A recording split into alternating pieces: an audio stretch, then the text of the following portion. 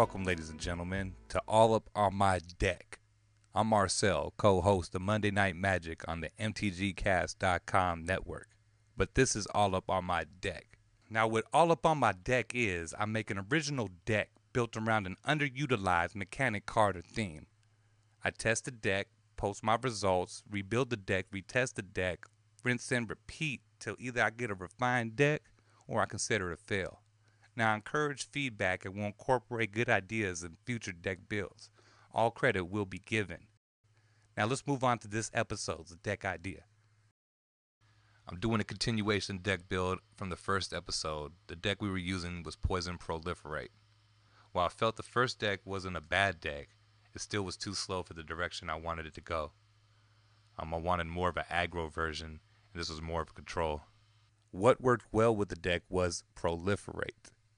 It really gave the deck additional reach.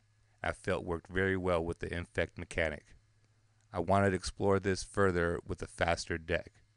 What didn't work with the deck is that it didn't perform well against aggro decks, token decks, and decks with heavy removal. To address this situation, I decided to up the removal and include more infect creatures to deal with the removal I would receive. The MVP was hands down Mimic Vat. This was a consistent card that came through and was a threat for my opponents.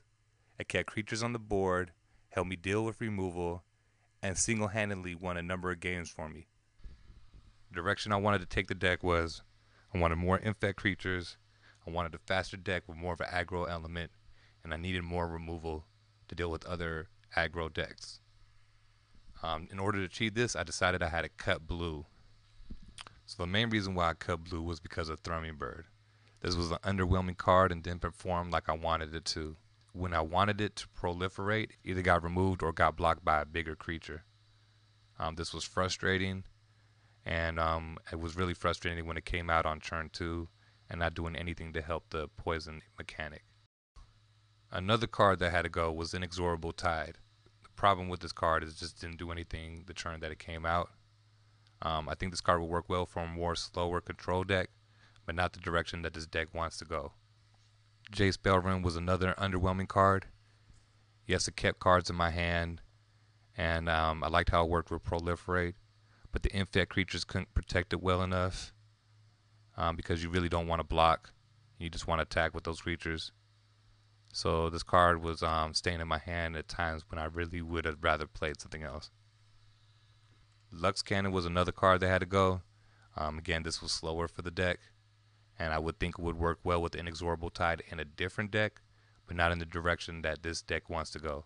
While Lux Cannon was powerful, it's not going to make the cut for this next deck build. Monolith was a Casualty of War. Powerful card. I liked it in my hand. Didn't have a problem playing with it just because of the blue that had to go. And that's also with the Drowned Catacombs, Darkslick Shores, and the Creeping Tar Pit. I removed one Tectonic Edge, as well as all 3 copies of Doomblade, and I did so because of Grasp of Darkness. I added 4 copies of this card to replace Doomblade, which I felt wasn't effective enough removal. It wasn't good against vampires and other black creatures, and even indestructible creatures. While Grasp of Darkness isn't as powerful as Doomblade against Titans and other big creatures, I didn't think it would be a problem for a faster deck. 4 copies of Throne of Geth. This is my main reason for going mono black. I still wanted to keep a Proliferate engine along with the Contagion class, and I feel this will be a better replacement for the Thrumming Birds. For a number of reasons, it can activate the turn that it comes out, it doesn't die to creature removal, and it can't be blocked. So I feel this will be a better use of the Proliferate. I added 4 copies of Necropede. This is also to replace the Thrumming Birds. You wanted more of an attacking engine. But it also gives the deck defensive capabilities. You can use this as a blocker, and it's very effective. It could stop fast decks and a combo piece with Throne of Geth. So I expect this card to perform very well. And I got 2 copies of Ratchet Bomb. This is to help deal with tokens and other fast decks. And I felt it gives you an answer for other cards like Planeswalkers and enchantments and artifacts. It's an answer, so can't go wrong with mono black answers. Yes, it may be a slower answer, but it's still an answer. I got an extra copy of Skithrix the Blight Dragon because he wins games. When he comes out, it's finished. Either that or all eyes on him and focusing on trying to remove the Blight Dragon. So I added another copy. I don't have 4 because I don't want to see 2 of him in my hand at any point. Additional copy of the MVP Mimic Vat. I really wanted to see 3 copies of this card in the deck. It was like mortar to bricks. It really brought the deck together. So I can't wait to see another one on the board and what it will do to the opponents. I also added 3 quicksands. I did this along with the tonic edges. I wanted to see which card I would want more.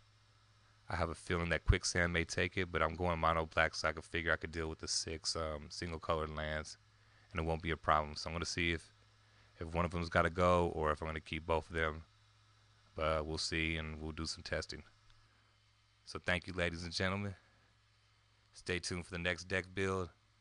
This is all up on my deck, Poison Proliferate 2. Check out the deck test and see how it performs on the field. I'll get back to you at the next episode. How all up on my deck will work is that each episode will be a deck build, which is the video you just watched, where I'll go over the cards and break down the strategy behind the deck.